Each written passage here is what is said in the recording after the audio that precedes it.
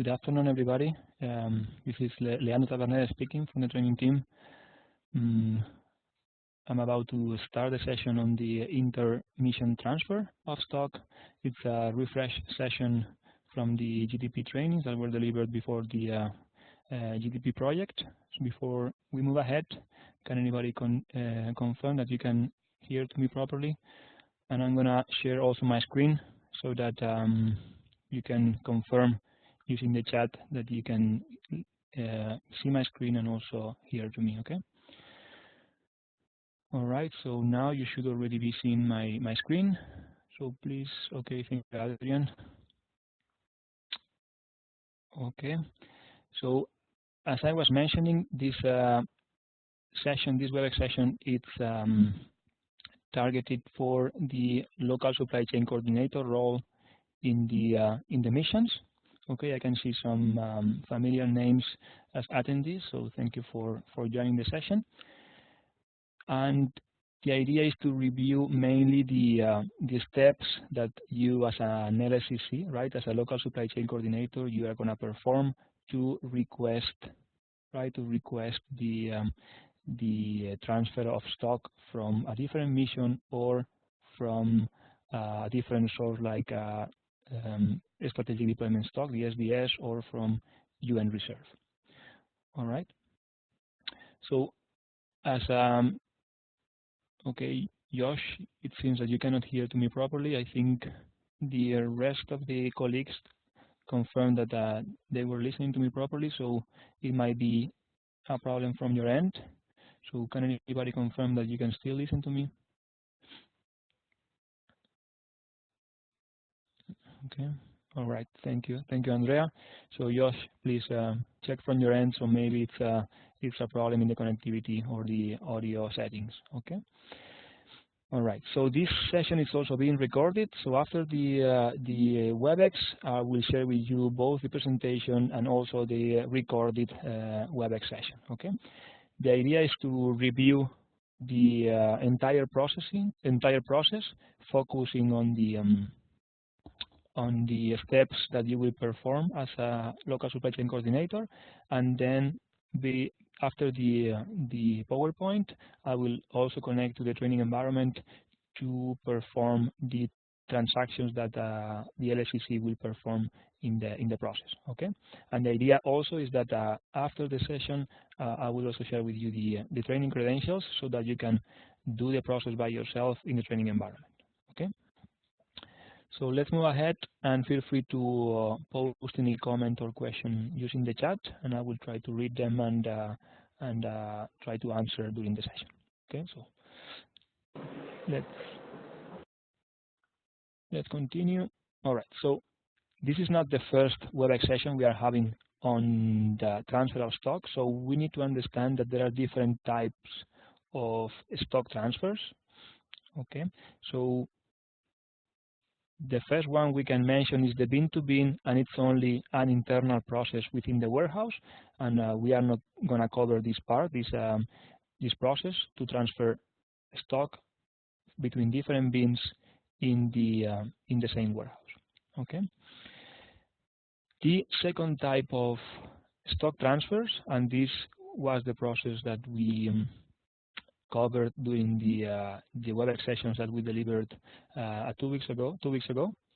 All right, and this stock transfer is what we call stock transfers within the same mission or within the same plant. All right, so each mission is identified or it's represented in Umoja by a plant, and there are several ways to perform stock transfers between different storage locations in the same plant. Okay, so we reviewed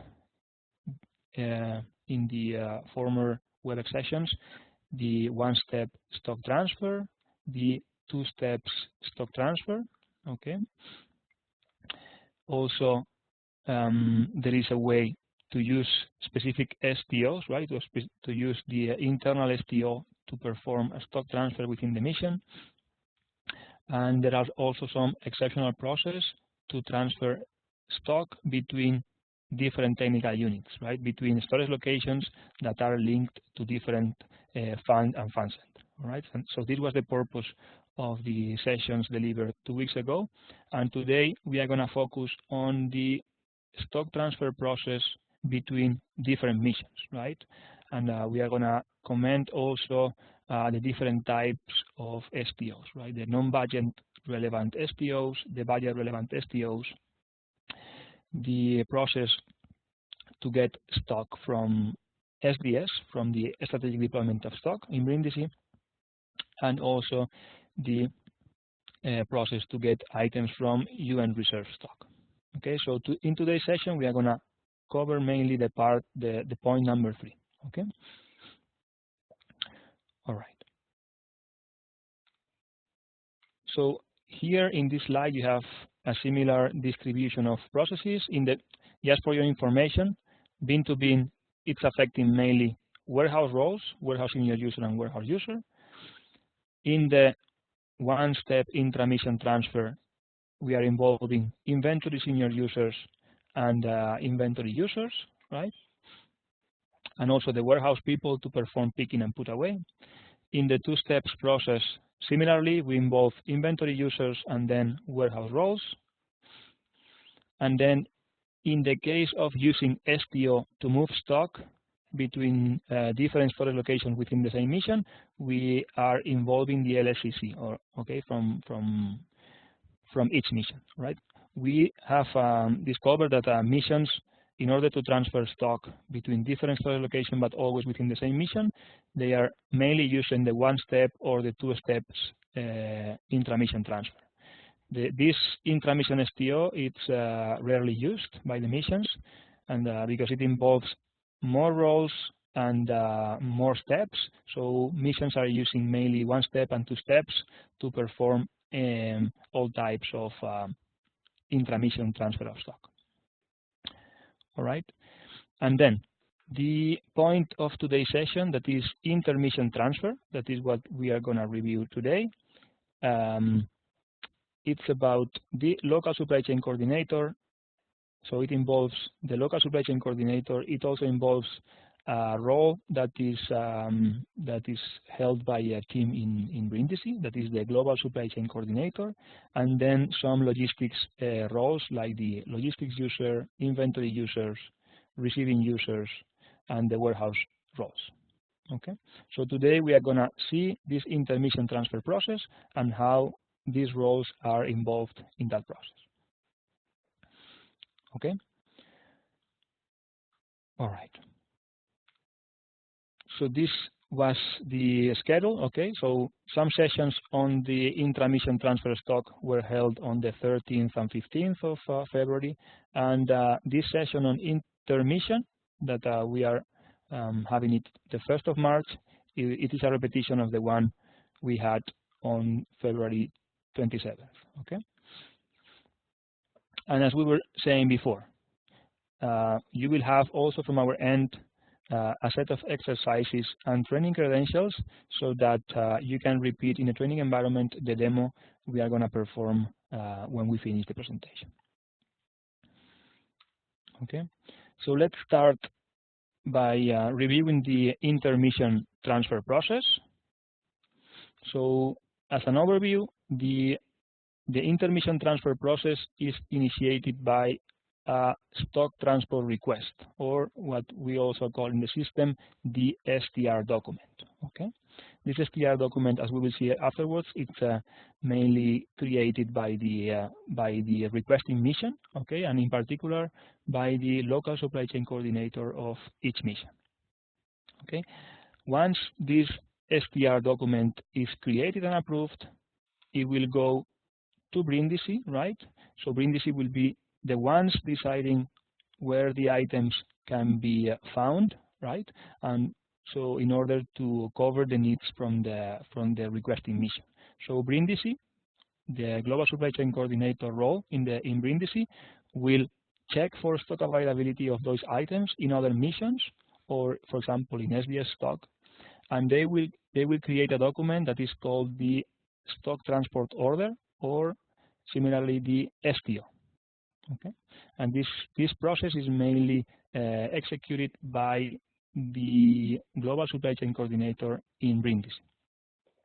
Okay.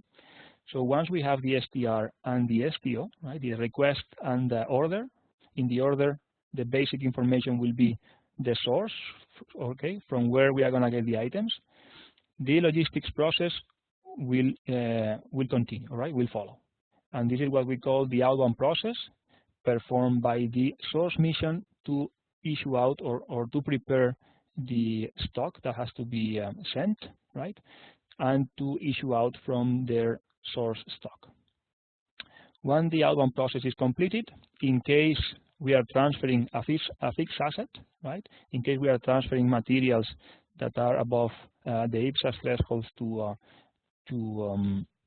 identify the materials as fixed assets, there is going to be a process in order to transfer the ownership of in the accounting, right? There will be a need to perform some transactions to move the fixed asset from one mission to the other, and this is what we call the asset transfer process. So you, as a local supply chain coordinator, you will not be involved. So there will be a particular role in the mission that will take care of the fixed asset transfer, and it's mainly finance role. Okay. All right. And once the goods are issued, and in the case of fixed asset, the asset is transferred. When the items are received at the destination, the receiving mission will perform the goods receiving. Okay. So in this STO process, we have two roles mainly involved in the request and in the order, and this is what we call the global supply chain coordinator role, that is held or is based in the UNGSC, right, in Brindisi, and there are, or they have split their work or their daily jobs by type of commodity. So there will be specific UNGSC for each type of commodity. So there are 6 different types of commodities. So each one of them will take care of the transfer of a specific type of commodity. So each GSCC will take care of understanding where the different items are located or are available as surplus or in UN reserve or in strategic deployment stock. Okay, and they will be the ones deciding the source for the stock transfer. Okay. The other new role that is vital, right, that is important in this process is the local supply chain coordinator. Okay, so today's session we are going to focus on the steps performed by the local supply chain coordinator. So the role in Brindisi, they were already trained, but we are doing a refresh session specifically for the LSCC. So as a local supply chain coordinator in your mission, right, there will be no commodity-based distinction, so there is only one role per mission that it can be assigned to several people. Okay, so there is no commodity-based distinction, and you will be the one in charge of mainly performing or creating the stock transport request. Okay, so this commodity distinction, right, for UNGSC, it's identified by the concept of purchasing groups. Right, so you will find in the system, we will show to you later in the demo, that there will be 6 different purchasing groups, right, for each global supply chain coordinator, and then at the mission level for the local supply chain coordinator, there will be one purchasing group for each mission. Okay, so that once the stock transport order is created, the source mission can understand or can approve the STO. Okay. All right. So this was the overview, and in this slide we are going to focus on the steps mainly performed by the local supply chain coordinator to create the STR document. Okay. So now in this slide we are going to focus on the STR, right? So we are not going to explain the part or the following processes, right? So we are going to review the stock transport request steps. So for the STR, it's going to be So all the process is initiated by the LSCC. In this case, it's the requesting mission, right? So the mission having the need for stock, right, will check their own stock first, right, to decide if the need can be covered by their own stock, right, or they have to request the stock from a different source. So as an LSCC, you might be,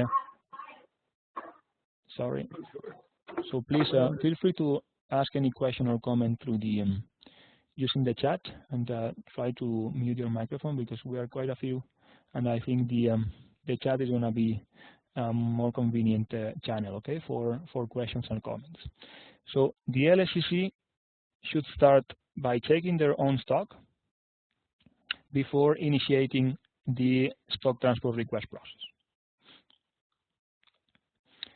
In the case, this is important, in the case the item we request or we need in the requesting mission is a fixed asset, there is a need to create and approve a funds commitment.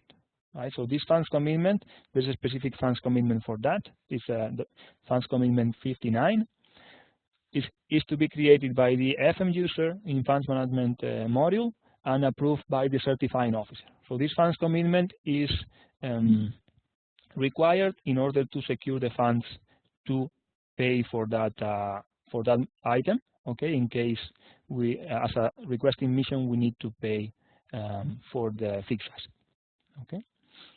So remember, as an LSCC, if you are requesting a fixed asset, please liaise with your finance and budget unit in order to get the funds commitment created and approved. The budget officer will have to approve this funds commitment, so it has to be approved before we raise as an LSCC the stock transport request. Once we have the funds commitment created and approved, as an LSCC, we are going to create the STR document, and in this STR document, you will see that you will have to specify the required materials, including the fixed asset, where you want these materials to be received, right? You will specify your own mission and also the storage location where you want the items to be received. And you will also specify the type of commodity, right? You will choose the purchasing group to identify what kind of commodities you are asking for. All right, this STR, it's a budget relevant document, and it has to be approved by the certifying officer. So this STR, this stock transport request, will have to be reviewed and approved by the certifying officer. And actually, this the stock transport request will automatically have an impact in your budget. So it will automatically commit the funds for all non-fixed asset materials. Okay. So once the STR is created by the LSCC and approved by the certifying officer, it will reach the global supply chain coordinator, right? So the global supply chain coordinator in Brindisi, based on the commodity selected, right? Based on the purchasing group selected in the STR, will run some stock availability reports and will identify the source of supply, right? Will identify if the source is going to be another mission, is going to be SDS or different, for example, UN reserve, and will provide an estimate for the cost of goods and the freight, right? So depending on the source, these costs will be different, right? So in case, for example, the items are surplus in another mission, the estimate can be zero, so it can be transferred without any cost. So in this case, the global supply chain coordinator will contact this process is done. So the check of stock availability is done in Umoja, but then the contact is mainly done by email, right? To contact the local supply chain coordinator to provide an estimate of the cost for goods and freight. Okay. All right. So yeah, I have a question in the chat regarding who is this budget officer, right? So this budget officer is the certifying officer, the one who has the authority to approve commitments in your budget, right? The one who has the right to commit funds on your budget. So think about, this is the name of the role in Umoja, budget officer, but it's basically the certifying officer having the delegation of authority to approve funds commitment or to approve any change in your funds availability. Okay, so it has to be certifying officer with the proper rights in the cost center. Okay. All right. So once the estimate is provided by the GSCC in the missions, the local supply chain coordinator will review the estimate. And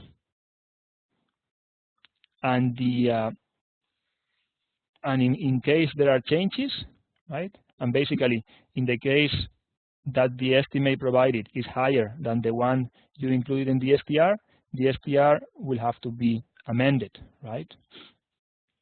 So in case of changes in the estimates, and basically if the estimate that was provided in the beginning, it's insufficient for the ones requested by Brindisi, you will have to update the STR, and even the FM user will have to review and change the committed value in the funds commitment, right?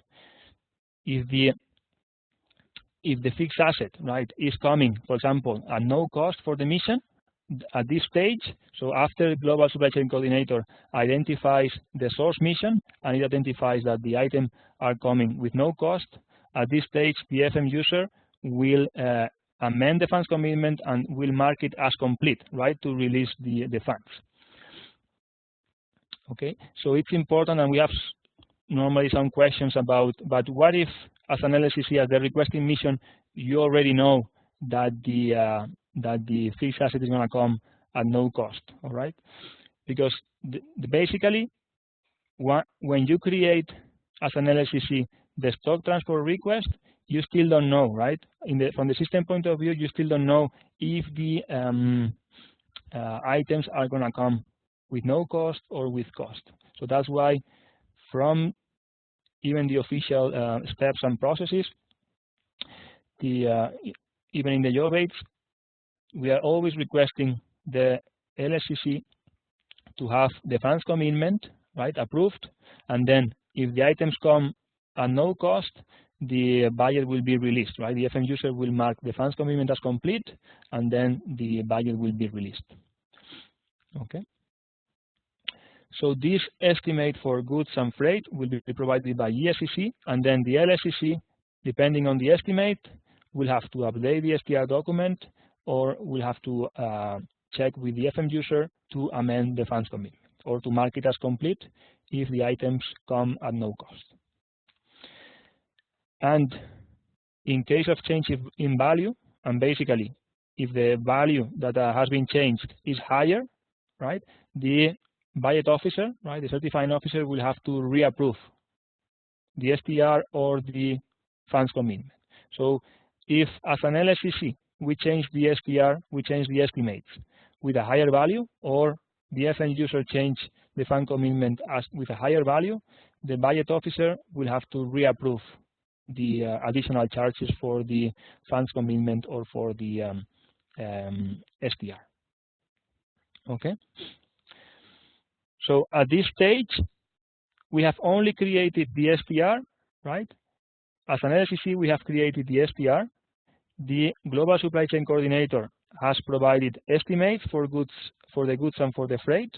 And then, as an LSCC, you will update in case of changes, and more importantly, if the changes for the cost are higher than expected, you will have to update the STR and ask the user to update the funds commitment. Okay. Okay. This funds commitment is it doesn't require a pre-commitment. Okay. So this funds commitment has a specific document type that is 59. Okay. So, but your finance and funds colleagues, right, should already be familiar with the type of funds commitment that is required, all right, to transfer fixed assets. I will anyway show to you the funds commitment in the training environment so that you know, but it's basically created with the FM set 1, no need to reference a pre-commitment, okay? All right, and then this is basically the process. If you want to have more details about the STR process, you have here the specific job aid with screenshots and with the different steps, right? So these steps explained in a more detailed way. So you have the job aid down there. Okay. So let's move ahead. So let's move ahead to the next process, the STO process, right? The stock transport process. Okay. So in this stock transport process, basically we the only role involved is the global supply chain coordinator, right? So the global supply chain coordinator will run reports to identify all the STRs that have been approved. Okay, so let's say that you as an LSCC from a mission created the STR, and now it's the turn of the global supply chain coordinator to check for all approved STRs to continue with the process. Okay. All right. So the global supply chain coordinator will create the STO by referencing the STR that was created and released by the mission.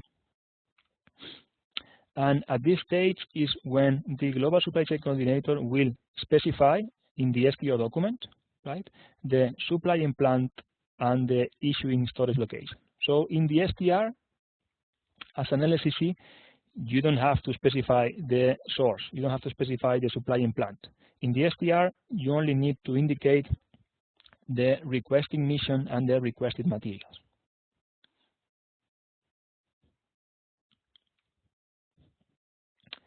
Depending on the source of supply,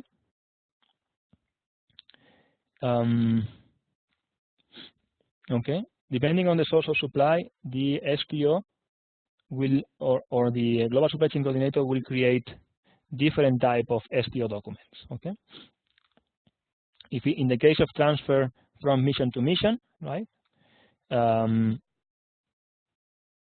the global supply chain coordinator will create, for example, a non-budget relevant STO. In the case, for example, the item was found as surplus in a different mission, or in the case the item is available but as a budget relevant transfer, there's going to be a different type of STO. So here in the last column you have the STO document type. So there are non-budget relevant, budget relevant, and even the numbering for the STO documents are different.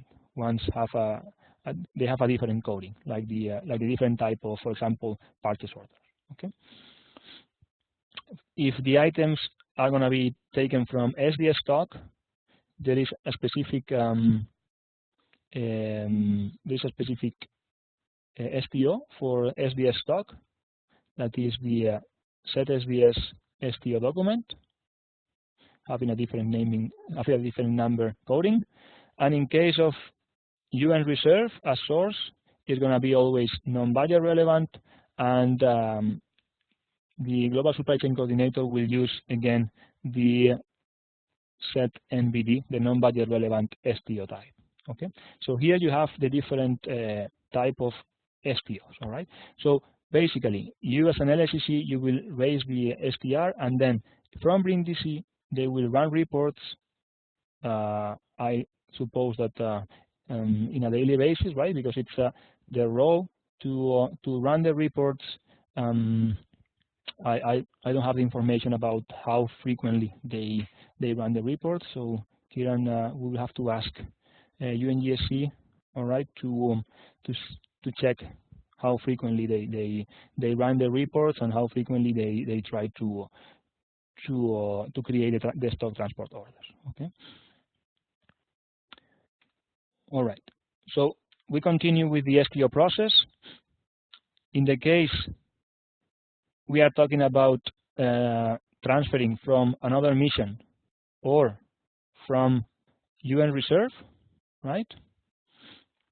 The Global Supply Chain Coordinator will create the STO document, right? And will reference to the STR created by the requesting mission.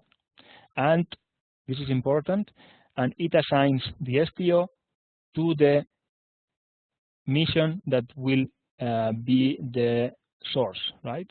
So it will assign it to the purchasing group of the source mission.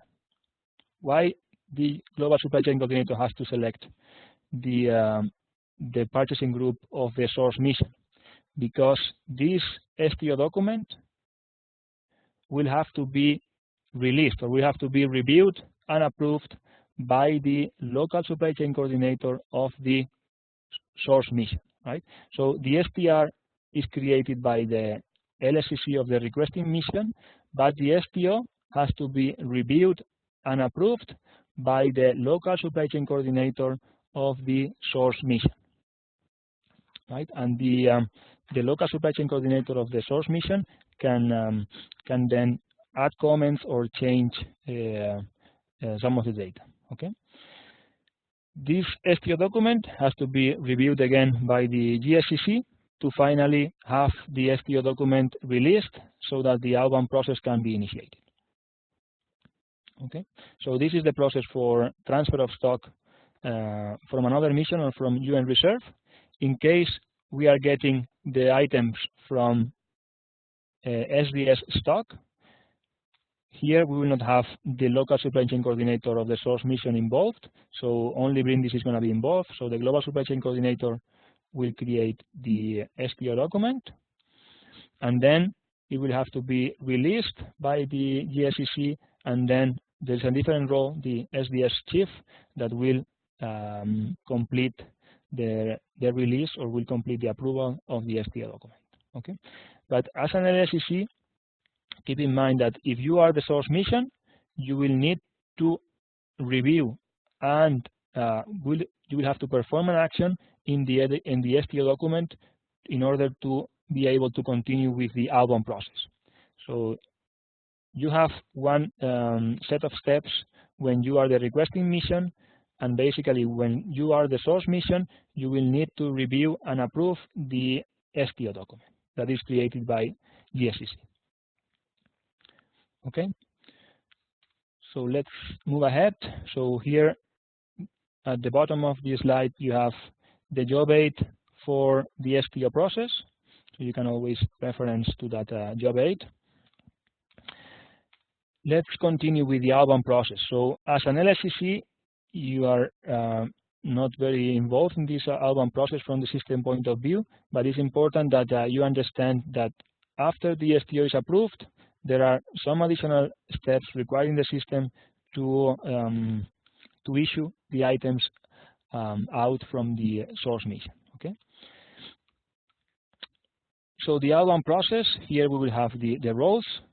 So basically, the logistics user is the role in Umoja that is going to create the outbound delivery from the STO document, right? And by updating the outbound delivery, he will indicate, for example, all the shipping information, right, in the outbound delivery document, the different dates. So there are different fields that the logistics user can use to detail the outbound process. Okay, there is a possibility to even create from the outbound delivery document the shipment documentation that is required by the shipping companies, right? So this one can be done by the logistics user in the outbound delivery document. Then warehouse role, and specifically the senior warehouse role, will need to create the picking transfer order to get the materials from the warehouse, right, of the source mission. This picking transfer order will need to be approved, right, by the warehouse user. This is optional step. So packing information, right? Packaging materials like boxes or pallets can be specified in the outbound delivery document, but this is optional. And then once the items are ready to be issued, and basically in case the transfer is budget relevant, the logistics user will need to contact GSCC, right, to refresh the pricing conditions, right? And this is basically, so step number 7, it's required only if we are talking about budget relevant transfers, okay? Because we will see that the pricing conditions are automatically predefined by the system based on the moving average price, okay? And this moving average price can change from the moment the STO is created to the moment the logistics user will perform or will post the goods issue. So keep in mind that if the transfer is budget relevant, that I would say no, most of them, so most of them are non-budget relevant, but in the case we are talking about a budget relevant transfer, the logistics user will have to liaise with the global supply chain coordinator to check if the pricing conditions have changed, okay? If we are transferring equipment, the equipment maintainer will have to remove, for example, the maintenance plant, the work center, because the equipments are no longer under the management of the source mission, and they are going to be issued to the requesting mission.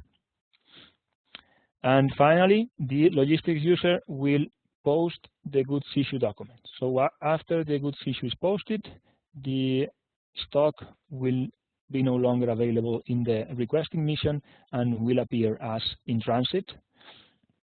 And they will be in the in-transit mode until they are received at the destination. Okay, so this is the outbound process. You as an LSCC, you are not involved, but it's important that you understand that these are the steps required to issue out the materials from the source mission. Okay. All right. So let me read one comment.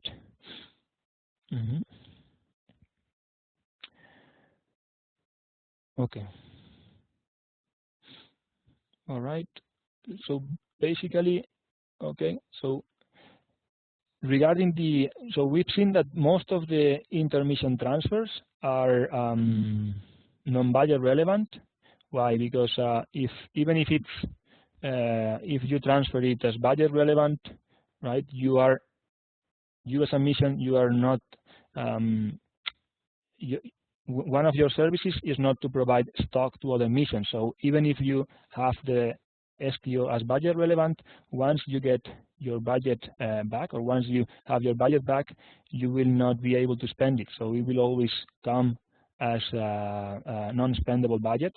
So we've seen that most of the missions, or most of the transfers between missions, are non-budget relevant, right? So missions are using the non-budget relevant. So if we want to have the budget relevant and be able to spend the budget we have back from another mission, we will need to start using the cost recovery fund. So we will need to start having the storage location specifically linked to the cost recovery fund.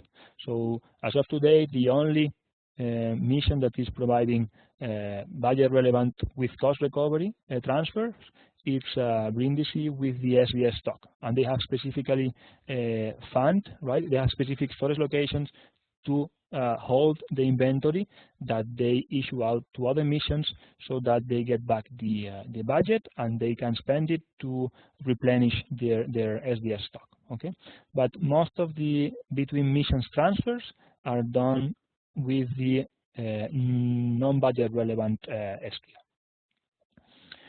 Okay, so after the goods issue is posted, right? The items are no longer under the control of the source mission, right? And that's why. So after the goods issue is posted, if the items are transferred, if the assets that are transferred are fixed assets, after the goods issue is posted, there is a need to transfer the fixed asset. So the financial transfer of the fixed asset is always performed after the goods issue. Okay? All right. So the transfer of the fixed asset is basically a task performed by the fixed asset accountant. There was a specific training for these roles in order so that they understand which are the steps to perform this fixed asset transfer.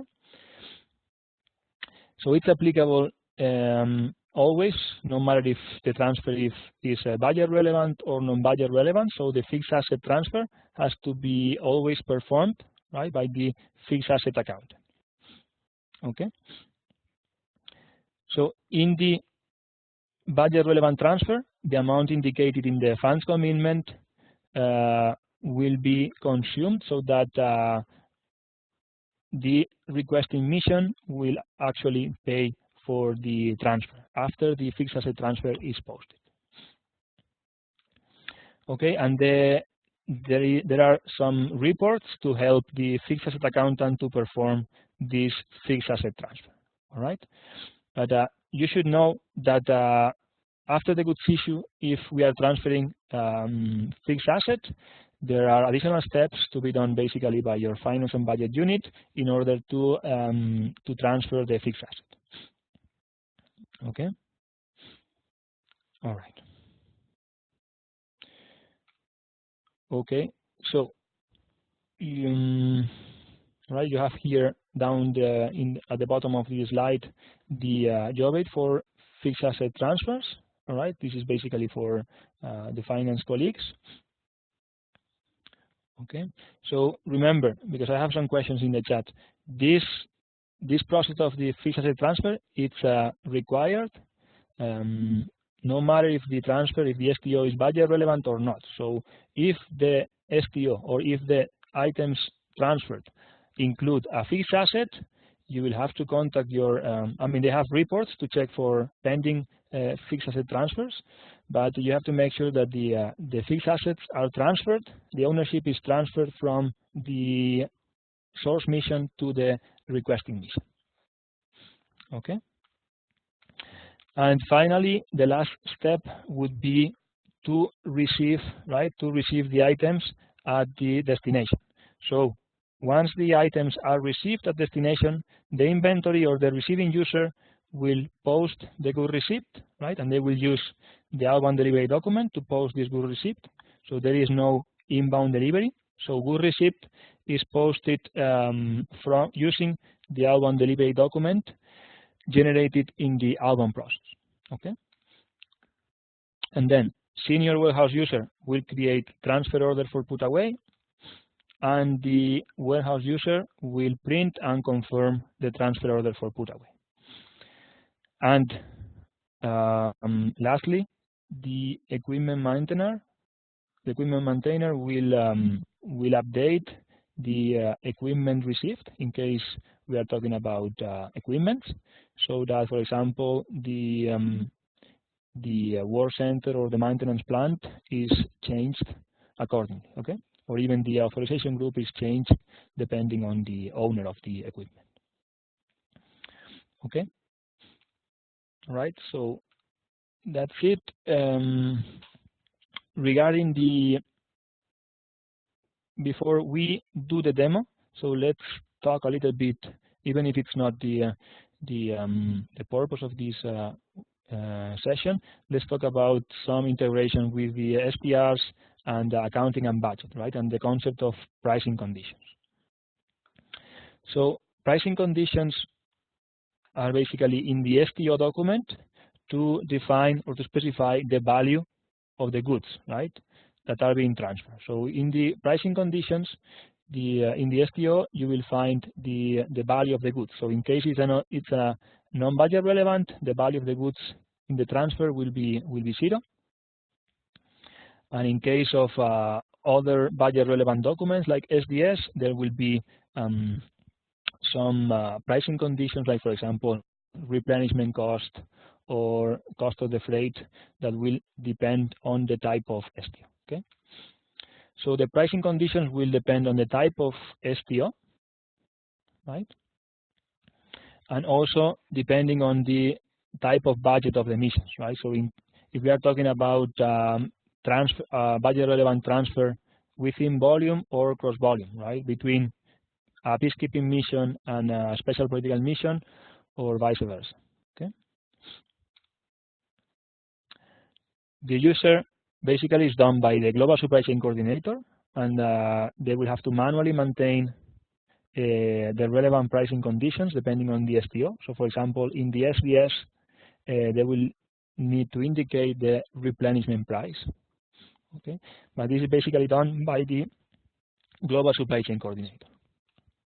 Okay, and then some pricing conditions are automatically set by the system based on the calculation. Okay, so for example, we were saying before that in the case of transfer from mission to mission, the system will automatically default the price to the moving average price of the item in the source mission.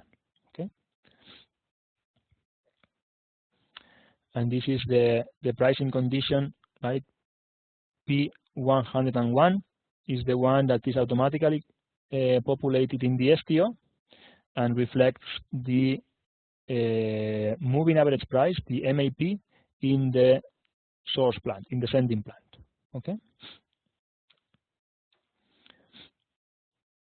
and this we already mentioned, right? Since there might be a difference in time between the STO is created, right? So that for example, the pricing condition P101 is populated in the STO, and the moment the goods are issued, so this moving average price can change, right? So depending, let's say, for example, in the sending plant, we receive more items from a purchase order, so this moving average price that is automatically calculated by the system based on the average of purchases. These pricing conditions should be refreshed before the goods issue is performed, so that in the STO we have the most recent pricing conditions available for the budget relevant STO. Okay. All right. So here I put just for your reference the support structure. So basically this is important for the support, right? So for support in production environments, so all production support environment or all support in the production environment should always go right through your LPEs and then through your local service desk. Okay, so we can help you if you have questions or more from the process point of view or in the training environment, but sometimes we will request you to use the proper Umoja support, right, and to contact your local service desk to resolve your issues in production. Okay. Okay. Here you have as a reference for the different type of transfers, the different user guides or training materials that you have available. So this is for bin-to-bin goods transfers. Here is how you can find the user guides. For goods transfers within mission and plant, right, you have here Umoja training materials and WebEx, so you can follow the path. For the 2 steps, again, for intra-mission STO, right, for the exceptional process of transferring stock within the same plant and different fund and fund center, and then the ones that are more related with this session can be found at the bottom, right? There are several job aids, one covering the overview of the process, another covering the STR, right, the stock transport request, and another one covering the stock transport order process. Okay, there are additional ones on the outbound delivery process. Okay, you will find plenty of materials available in the umoja.un.org. Okay. All right. So the presentation is over. So we spent almost 50 minutes. I hope you can still hear me. So now we are going to change a little bit the approach, and we are going to do a demo session, right? So we are going to do a demo session to review how the stock transport request is done in order to request some materials, right, for plant AF10, right, for plant UNAMA. We are going to include in the STR different type of documents. We are going to include a fixed asset. We are going to include an equipment, for example, a laptop that is a serialized item. And we are going to include also some expendable items like mouses. Okay. And we will focus during the demo, we will focus mainly in the steps that the local supply chain coordinator, right, will perform. Okay. So we will basically show the stock availability reports, right, to check if these materials are already available in stock. We will also do the, we'll create the STR, right, the stock transport request. We will see how, as an LSCC, we can update the STR in case the global supply chain coordinator indicated that the estimates are higher. Okay. And then we will also show to you the STO document that even though it's created by the global supply chain coordinator in Brindisi, as an LSCC, you will need to understand the document, and also if you are the source mission, you will need to find the STO document and release it so that the materials can be taken from your mission. Okay, so we will also see that that part of the process. So I have a question about what's the meaning of split valuated, right? So you've seen that in Umoja, and we will show also in the system, some materials, or the stock for some materials is divided between new and old. For example, for computers, so basically all equipment are split valuated, meaning that you can have you can track in the system how many are new, right, have been purchased and never used, and how many were issued out from stock. They have been used by your mission and then later on returned back to stock. Okay, so with this split valuation, you can identify in your stock how many, right, how many items you have as new and how many items you have as old. Some materials, like for example mouse, and this is derived from the product ID, right, from the material. In this case, mouses have been set in the system as non-split valuated. They are basically expensed or consumed after you issue the mouse out, right? And there is normally there is no return back to stock for these items, or if they are returned back to stock, you cannot differentiate how many you have new and how many you have old. So this is basically an information from the product ID point of view, right? From the material or from the product master data. Okay. All right. So let's move to the training environment. All right, and I'm going to open a session in the training environment. So please, could you confirm that you can see the ECC screen? Is that big enough? Are you able to follow?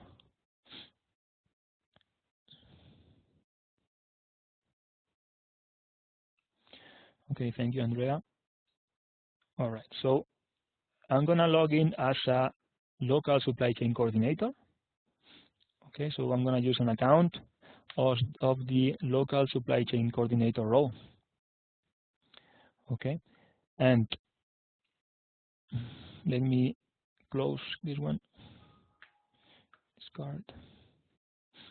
Okay, so here what we are gonna do, the first thing we need to do is the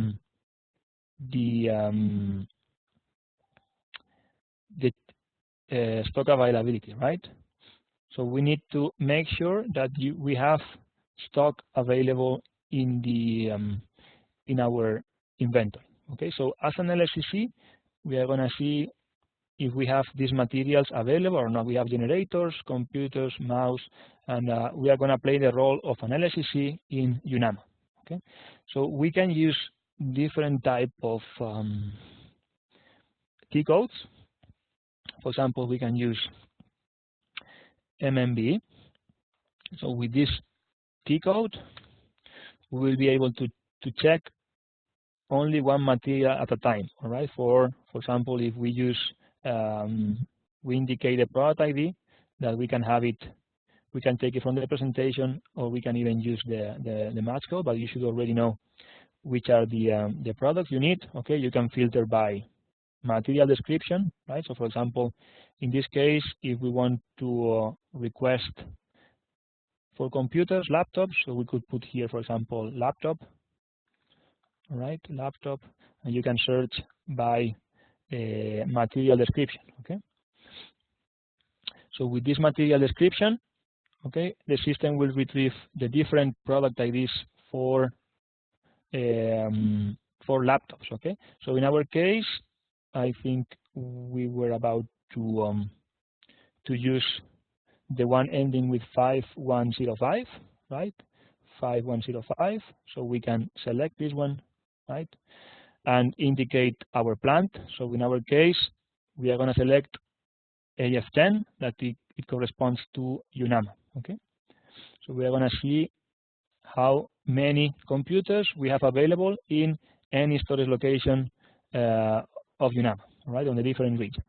So we can execute the report, and here we will be able to see that we only have computers available in storage location 1105, right? And here is what I was mentioning before. This is the valuation type. This new supply. So from here we can see that the laptops, all the 40 laptops that we have available in UNAMA in Kabul, they are all new, right? So if some of them, if now we issue out some of them and then we return it back to stock, we should have a different line saying old supplies and to see how many we have as old, right? If we do the same for the non-split valuated material, right, for the mouse, we will not see the split valuated, right? So we will see that there is no new old. So we will only see the total, right, for that particular storage location, because this material is not split valuated. Okay. So we've used the MMB report. Another important key code we can also use to run reports. It's to check for stock availability is the MB52. Right. The good thing about the MB52 is that you can indicate several materials, right? So we don't have to do it material per material. So we can make use of the multiple selection and indicate as many materials as we want. So we can include the generator, the computer, and the mouse. So we included generator, computer, and mouse, the 3 product IDs. We click on execute, and then we are going to also select non-hierarchical representations, right, and execute the report. And here we can see, for example, for the 3 different materials, the storage locations where we can find the different materials, and also how many items we have. For example, computers, we have 40. Okay. And mouse, we have 70 items, generators, 8, and even the value, okay, the total value. Total value meaning the 40 computers have a total value of almost $40,000. The 70 mouse items have a total value of $860. So this value is based on the different purchase orders, different receipts that we have for this particular material. Okay. All right. Okay, let me move ahead. So this is this value. So this quantity and this value, it's related with the concept of moving average price. So if we had a total, we have a total of 40,000, and they are valued almost 40,000 USDs. So each laptop, it's around $1,000, right? So we can calculate it from here, or there is a specific report to check for the moving average price, and this is the MM60, right? So with the MM60, we can check for the moving average price of items. For example, we can select again the 3 different items. All right. Let's put all type of materials and let's run it. And here we can see 4 computers, right? New computers. They have a price, an average price, and this is the moving average price of 982, right? Almost 83. So this is the moving average price of computers in plant UNAMA, right? So the moving average price is maintained by plant. So there can be different moving average price for each plant.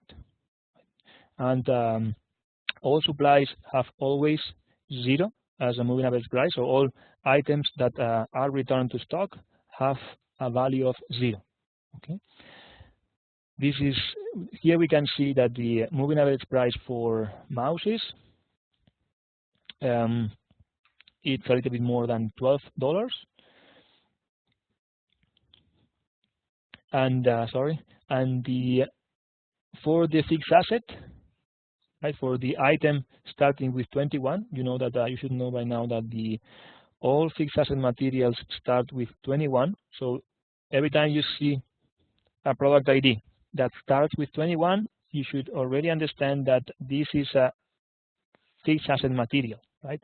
And you will see that even the material type is SAST, right? Fixed asset. Okay. As you can see, fixed asset never have a moving average price. So moving average price is 0. And even if we go back to our report in our inventory, we will see that the quantity appears, right? So the third line is the line for the fixed asset for the generator. We can see that starts with 21. But from the inventory point of view, we only track the quantity, but not the value. So the value is not tracked in inventory for fixed assets.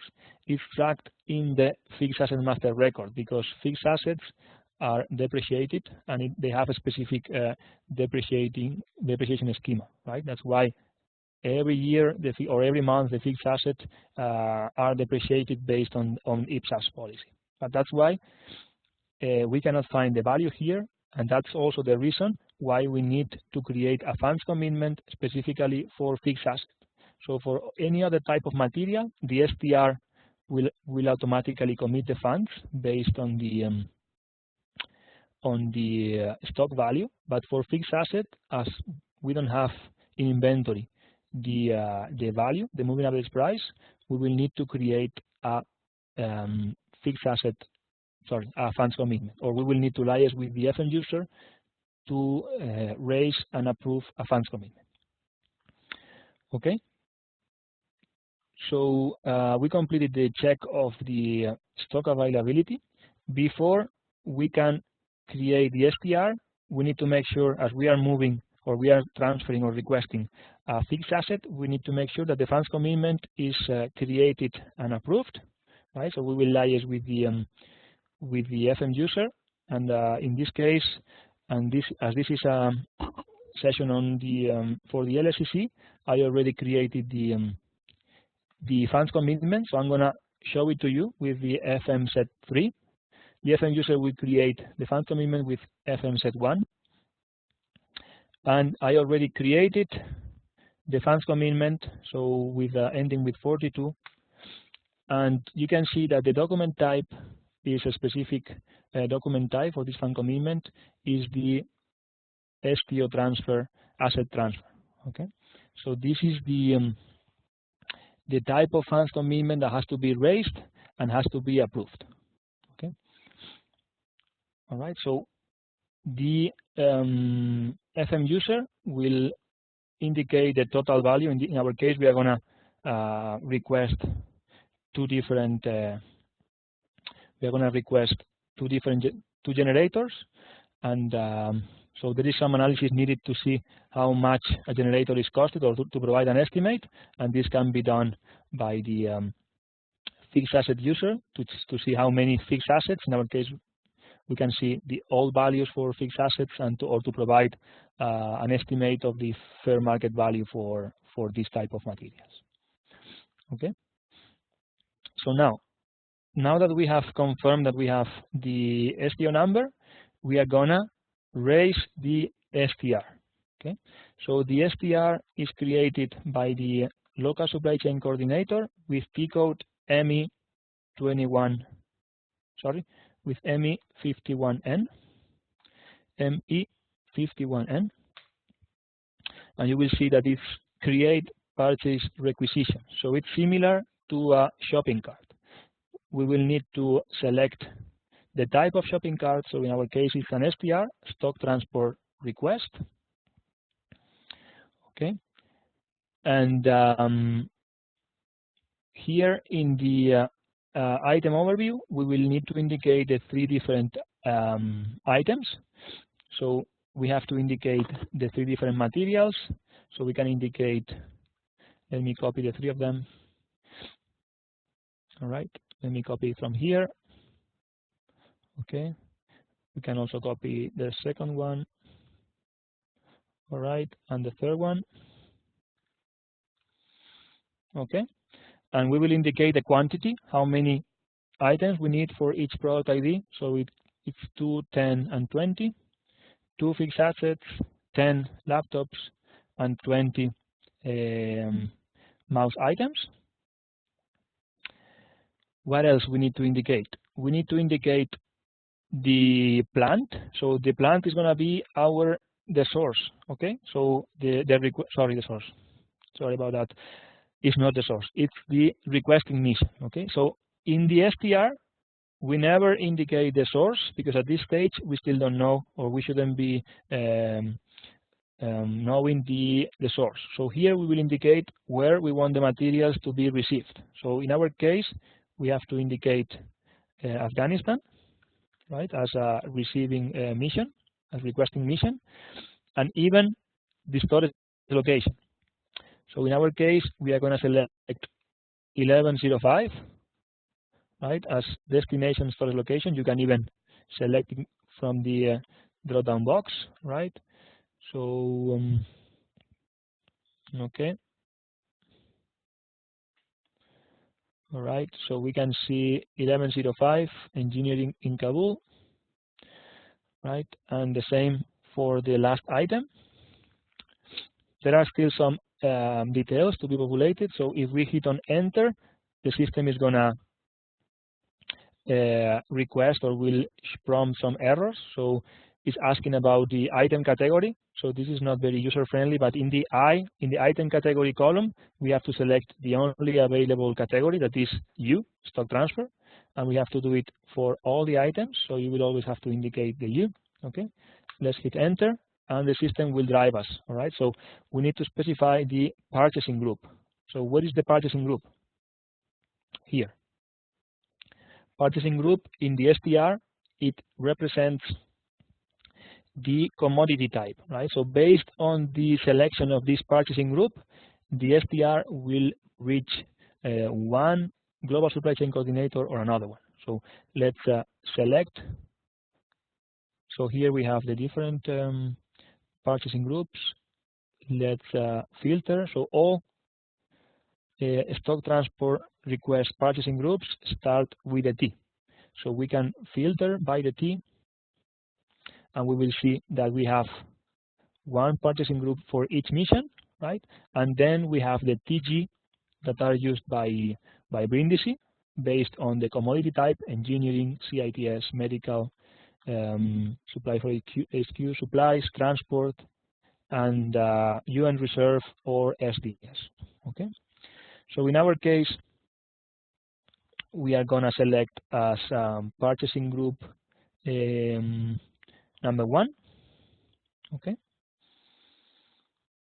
All right. We have to do the same for the 3 different items. Okay. Let's hit enter again. And then this can be tricky and misleading. All right.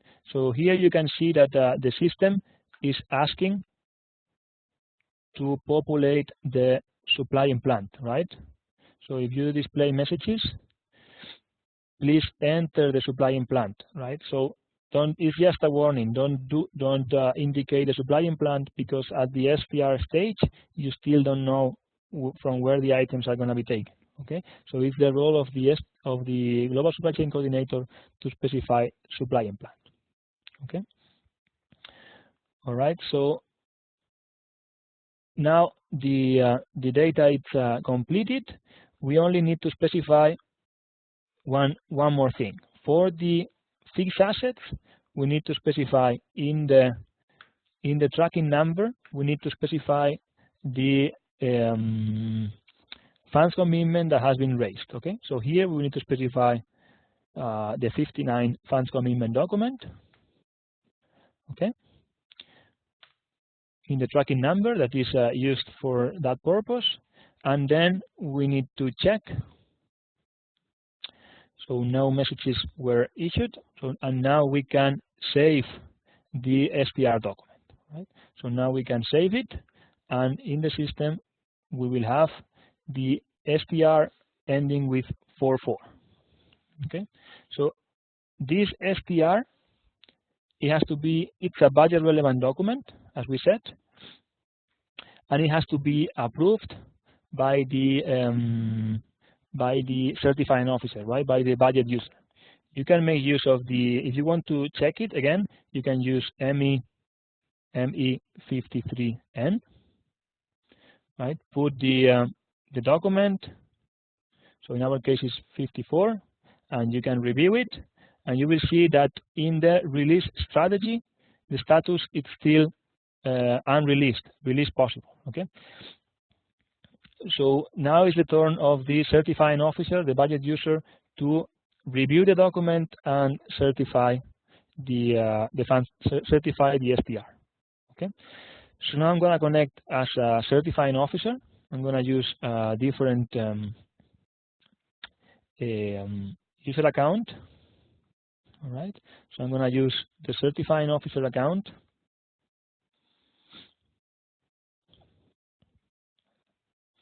Right. Okay. And from here, if I know the SPR number, I can go directly with ME54N to indicate the SPR. So with this one, if I know the number, I can do it from here, right? I indicate the line, and I have the button to release, right, the SPR, right? Now I'm playing the role of the certifying officer. If I don't know the SPR and I want to check which SPRs are pending approval, I can run this report. I can put my my plant AF10 and the document type. In this case, I'm checking for SPR documents, right? I can select the set SPR, set SPR, stock transport requisition, right? I can run the report, and here I will be able to see the different, so this is the number of the SPR, the one ending with 44.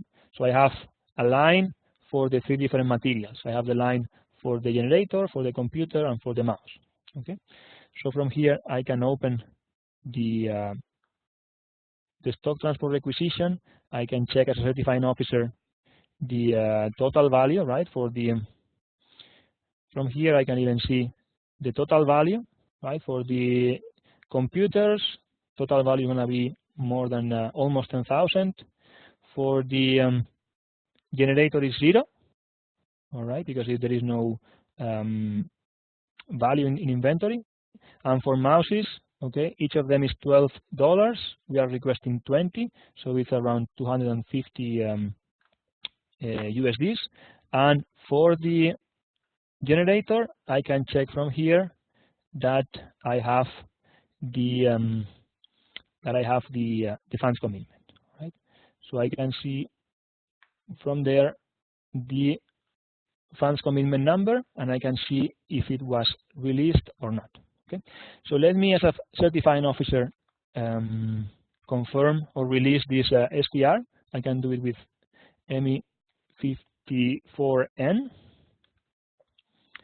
I will put the I will indicate the SPR number, right, 44, and from here I will release. I will click on release. Okay, release effected with release code CO, and I can save it, right? So once it's saved, the purchase requisitioning has changed, okay? And now if we can see the release, we can see that the status is now changed. But this one is tricky because this approval has to be done at item level. So we only approved item number 10.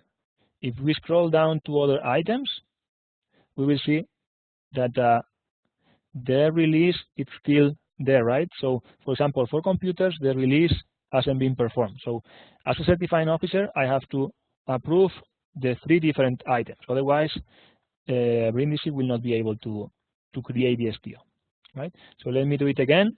ME54N generator. It's done. Let's do for the computer. Release, done. And for the last one, for the mouse, release, done. Right? So I did it for the 3 materials. Now I save it. And the SPR has been released. Okay. So we completed, if we go back to the presentation, we checked for stock availability, we created the SPR as an LSCC, and also from we played the role of the certifying officer, and we approved it. All right, we released it. Now we're going to play the role of the global supply chain coordinator. So we are going to log in as a local supply chain, sorry, as a global supply chain coordinator. Okay. All right. So I'm going to play the role of the global supply chain coordinator. It's this one, right? The global supply chain coordinator. I'm going to use that user account. And as a global supply chain coordinator, I have to run some reports to check for SPRs. So I can use, again, ME5A. This is the same report that the certifying officer was using. I can filter by plant, and again by document type. Right? I can select set SPR, and in this case, it's important to select released requisitions only, right? To select only the SPRs that have been fully approved. So I can select this one, and here I have some of them. The last one, right? We can see our 3 materials for SPR 44, right? So now, is the role of the global supply chain coordinator to check for stock availability in different sources, from SDS, from other missions, if the items in other missions are surplus or not, because based on that, the global supply chain coordinator will have to provide the estimated cost to the requesting mission. Okay. So they will also run they will have to run. So they can select the STR to check for the requirements, and then they can use again different reports, right? They can use, for example, MB52 to check for, I don't know, for one particular material, right? In all the different plants, right? So they can run this report, and they will be able to see for this particular material, I have it in different plants, right? And in different storage locations. It's now, I don't want to go deep into this process because it's mainly the role of Brindisi, right, of the Global Supply Chain Coordinator to find the first or the best source for your requirements, and based on that, they will provide the requesting mission with some estimates, right, with some estimates for each material.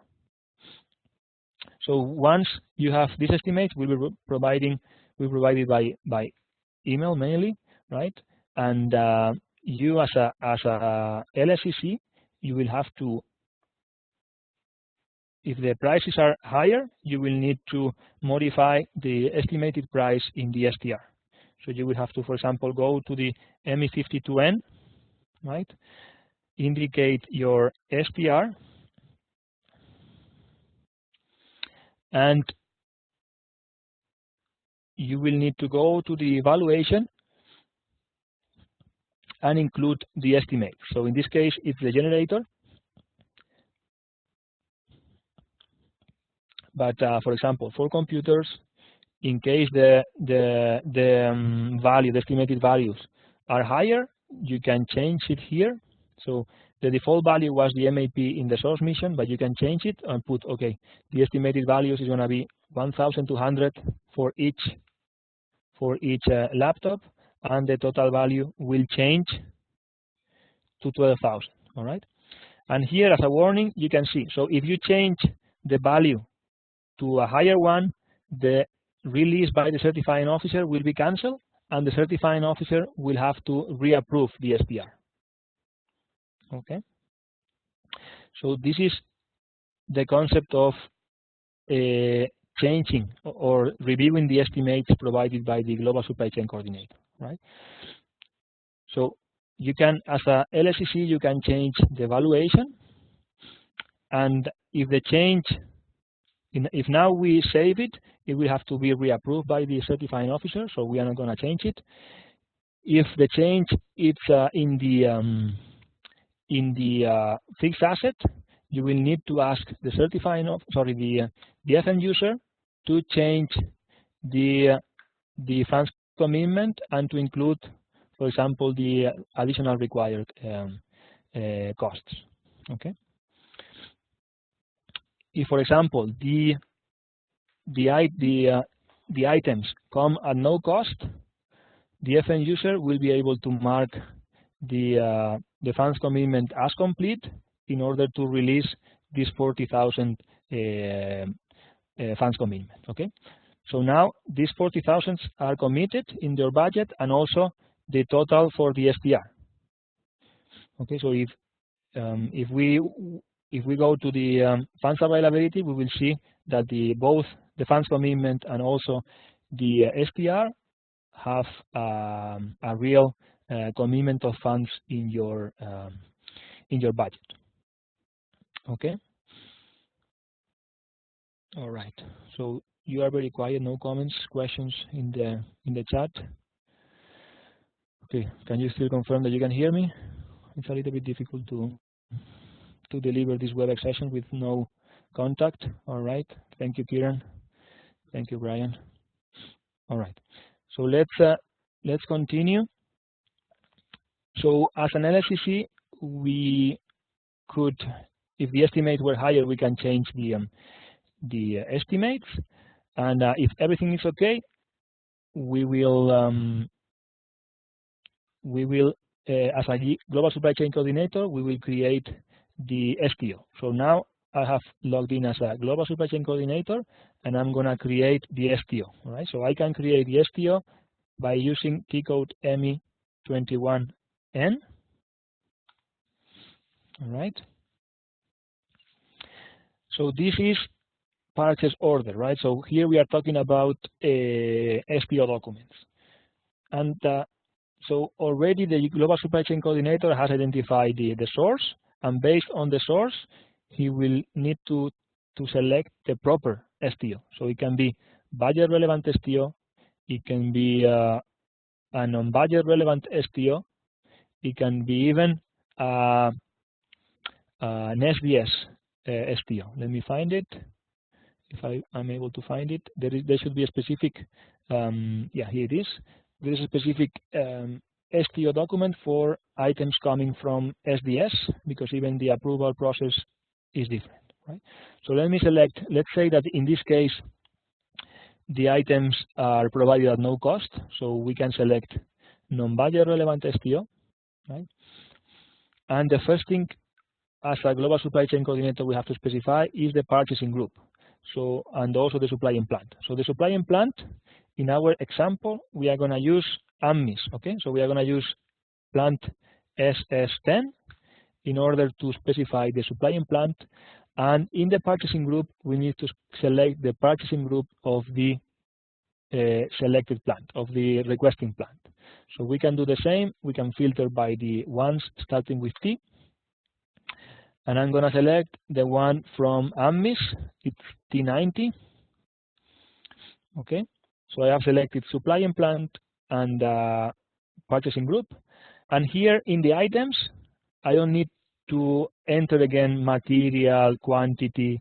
So everything should be coming from the STR. So I'll have to reference the STR document. Okay, so you need to specify, as a global supply chain coordinator, they will need to specify the purchase request, the STR, and the item. All right. So here I'm going to specify the one I just created, the one ending with 4. Okay. I have 3 different items, and the items are always 10, 20, 30. So even if we go to the STR, so if we use ME53N to check the STR, you will see that the purchase requisition, the items are always 10, 20, 30. This is the identifier for the different items, okay? And this is the same information we need to specify in the requested items as a global supply chain coordinator. So now I can hit on enter, and automatically all the data will be copied from the purchase requisition. So you will see that automatically the materials, quantities, delivery date, even the receiving plant and storage location, it's copied, and the funds commitment is copied from the STR. So we only need to enter the issuing storage location. So in the issuing storage location, as global supply chain coordinator, issuing storage location, I will need to specify the ones I found with materials. Let me see if I have the report there. Okay, let me run again the report for you, MB52. Okay, I can indicate the 3 materials, 21, 0, run, and I want to see what do I have in AMMIS and where do I have the materials. So basically, I have them available in storage location 1101. So in 1101, I have the 3 different materials. In 1101, I have computers, mouses, and generators. So I'm going to use this 1101 to create my purchase order, 1101, 1101. I can hit on enter. All right.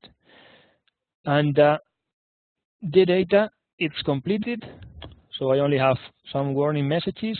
So I selected the non-budget relevant STO. I entered the purchase requisition number and the item. And now if I check, I will only get warning messages about the delivery date, because I put it today as delivery date. So it should be something in the future, and the system is warning the user. All right. I can create the STO. All right. System, because there are warnings, I can view again the warnings, or I can just click and save. And I will have at the bottom the number, the STO number. Is the 4A3 and ending with a 6. All right. So this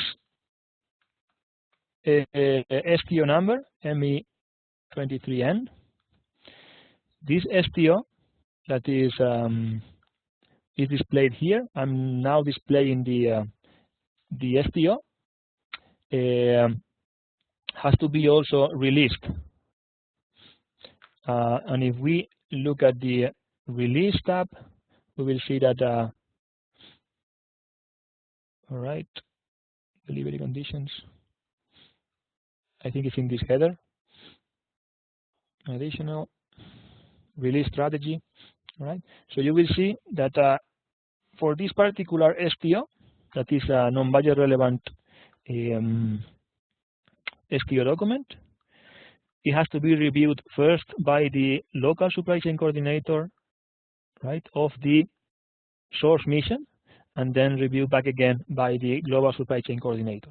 So the last thing that the LSCC will be involved in is in approving or in reviewing and releasing the STO. And this is what we included here, release the STO document. So the STO document has been created by the global supply chain coordinator, and then is the role of the local supply chain coordinator of the source mission to review the STO, and if the STO document is okay, to release the STO. Right. So now I'm going to log in as LSCC from AMMIS, from the source mission.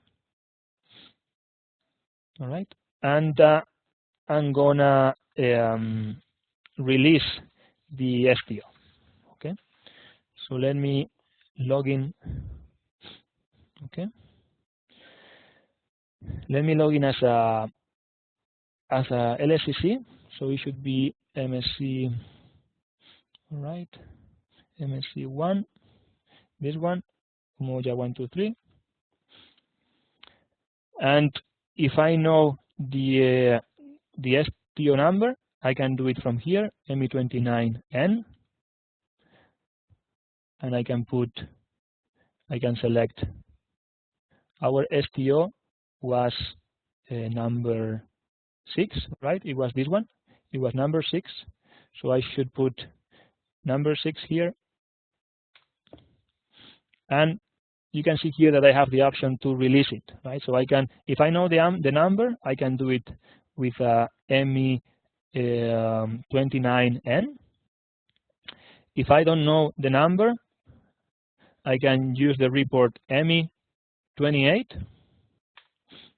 and I can look for approved STOs, right? So I can select, for example, release code. I have to select LSCC, right? The one for local supply chain coordinators.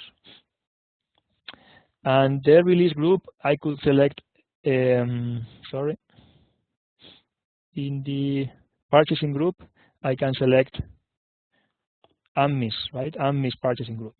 I can do again T90, sorry, to select AMMIS purchasing group. All right. So I will select AMMIS, my purchasing group, and I will run the report. So it will show to me all the released, all the created STO for AMMIS. Okay. So I can do it from here, and I can find here my STO. Okay. So I can find two different STOs, one ending with 5 and one ending with 6. That is the one we just created. And you can see that it's only at the header level. So no need to release this one for each item, only for the entire STO. And we can do it directly from here. Okay. We can just click on release and save it. And if we go back to our STO number and we refresh it, right? Let's go again to ME23N, and let's put again our STO. So this is our STO. We can see that now the LSCC step, it's already released, and there will be only a need to check or to be released by the global supply chain coordinator. Okay. So I think we ran out of time, but it's quite difficult to cover the entire process in 1.5 hours, but at least to provide you with an overview of the process and the and also with the different T codes and steps. Okay, all this information is available in the as job aids. Okay, so please feel free to use any comment, the chat for comments. Again, if you have specific concerns from your mission, just use our email address, okay, to ask for any question, okay. And we will be sharing this presentation and also the recording, okay. We have recorded the session, so in case you want to review it later on, we are gonna share with you the link to the recorded session so you can replay the video, okay. And yeah, from our end, I think that's it. Questions, comments? I can see Andrea is asking about okay, how to check the STO. So if you have the STR number, how to check the STO document. All right. So yeah. So we will share with you the presentation. So with Emmy, so Andrea is asking how to check. You have the STR number that in our case was 42, right? It was this one, 42. So if we have this document, how can we know which is the STO? Okay. So let's see if it appears here. Okay, release strategy, content. All right, status. Right, and here you can see the purchase order, right? So this is the STO document that we created. So in the status, you can see that it's release completed, and this is the STO number, okay? So this is with the ME53NT code, right? You indicate your STO number, you go to item level status, and this 483 will be the STO document, okay? So from there, you can check if your STR has been approved and also which is the related STR document. Okay. All right. So I think we can leave it here. So you will have more questions while you practice with the system. So please bear with us, and we will share quite soon presentation and recording, and then exercises and user credentials will follow a little bit later. Okay. All right. Okay. So yeah, Kiran.